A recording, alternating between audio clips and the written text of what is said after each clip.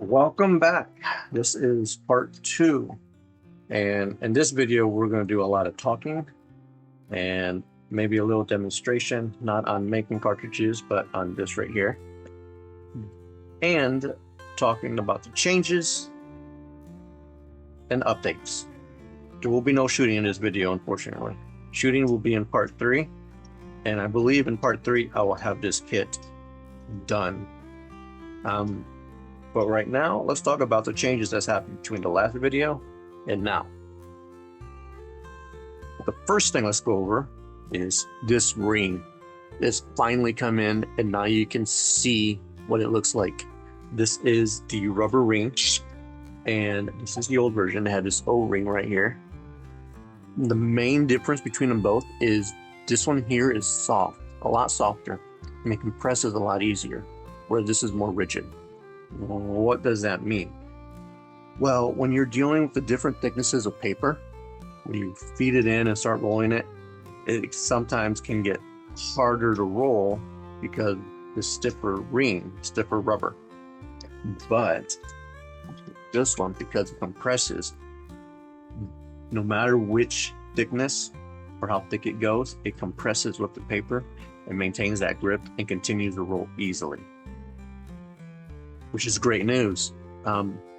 So what else did that mean? That means this rubber, I can put it up against the walls to close that distance so there is no gap, so it grips so much better. Whereas this one here, you have to, I know I've told people to, instead of pushing it this way, like rub it against the walls, to use the rubber ring to grab and pull. You don't need to do that with this one. You just touch the paper to the rubber and it will pull it in. It just grabs it. Let's see if I can demonstrate it. Okay, this is touching it. And it just grabbed it. I didn't have to help feed it in at all. It just touches and it grabs. It makes it so much easier to roll. Main thing you can see is the funnel is not circle anymore. It has a flat spot. The main reason for that, there's pretty much 2 reasons. The main reason is, well, it does not roll away.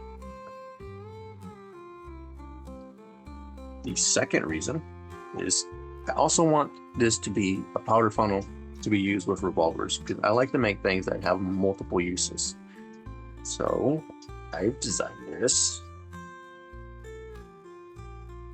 to fit into the cylinders so you can load the powder. If you look on the back, you'll see a half circle and a square on the right. That half circle is for this screw right here. On the old Army, it sits right there. You see it sits pretty nice. Load your powder. It works. The square on the right is for 1858 Remingtons, because they have that little handle on that cylinder rod. You got that rod that goes into the cylinder. You got like a little handle exposed outwards. This sits right on it and does not slide underneath and get stuck. So it just slips right on it and allows you to pour powder in. Now for the Walker and 1860 Army, it doesn't work as well, but it can still be used for it. You can see.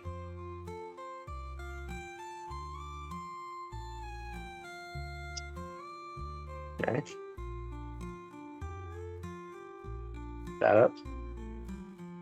And for the Walker, it's pretty much the same. I'm changing up, as you can see here, by changing a dimension by the thickness of a hair. I mean, a hair. I've been able to get it to not only do round balls, but pretty much conicals as well. I got the Johnson & Dows here, the Kaidos, and some conicals with a, what was it, 450 base diameter. And they're loading great. But there was a problem. There's a problem. As you can see, there's 3 notches here. The first 2 notches, partially, let me explain this. This is not a complete taper mandrel.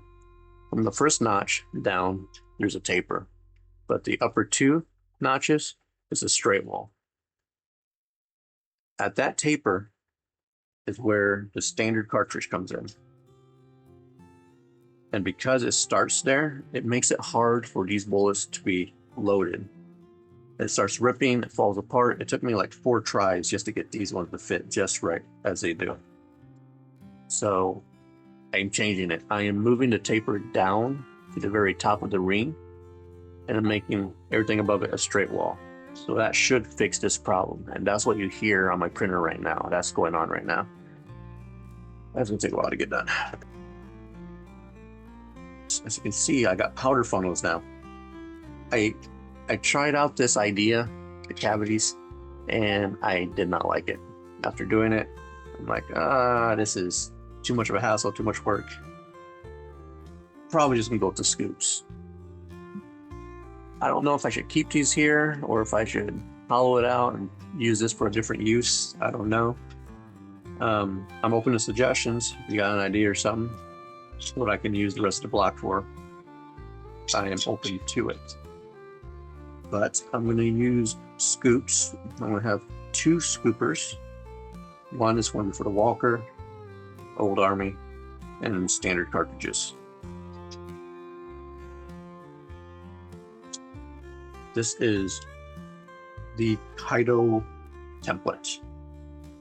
This is meant to make the paper sizes of all of them. Let me zoom in a little bit. Here you go. Get a good view of it. Meant to make all the paper sizes, but you only see one cutout in the center. This is what these notches are for. Just so you can adjust to the size you want. I've got some examples here. That one there, that one here. You can see the different sizes. And it's really simple how you do this. You pretty much just trace half of it. Bring this up. So you trace half of it. Like that. Then you're going to move it to one of the notches. I'm going to look at the second notch. Keep the side even with the notch. Then trace the bottom half. As you can see, you got your size. But you don't want that size. Go to this. You don't want that top notch. Okay. There you go. You got your larger size. I need to add more notches. I think maybe 2 more or 1, because the size for this one, a standard cartridge with Johnson & Dow, is too much. It's too large. It needs to be down for perhaps like 1/8 of an inch.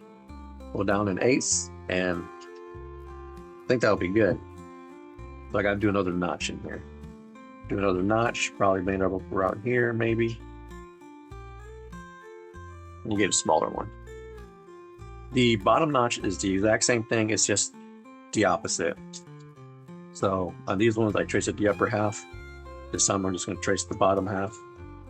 And you're just bringing it down, lining up those notches again, and finishing up the top side. Exact same thing, it's just both sides. What else to go over? I've been making a lot of progress, a lot of updates. Zoom back out. Here we go. And I'm starting to work on these cartridges. I'm starting to build up a little stack so I can go to the range soon.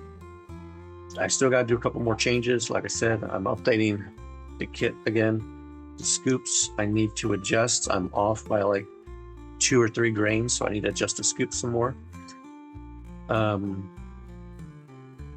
After that, I'm pretty much done with the kit. It is pretty much finalized, but I still need to do instruction booklets, and I'm going to make a very long video on how to use this kit. This is turning out to be one of the best kits I've ever done. What else? that is pretty much it for this. There was a lot of talking. I apologize that there is no action footage of these cartridges firing, but that will be in part 3. I'm going to make a whole bunch, and then I'm going to go to the range, and we're going to shoot them all, and we will have it. Believe we will have it completed. And after I complete it, I got to at least run at least 50 to 100 more cartridges just to make sure I got all the problems fixed and there is no hangups or hiccups that may cause any issues down the road. I don't believe there's anything else to be said. So have a good night, and I will see you for part 3.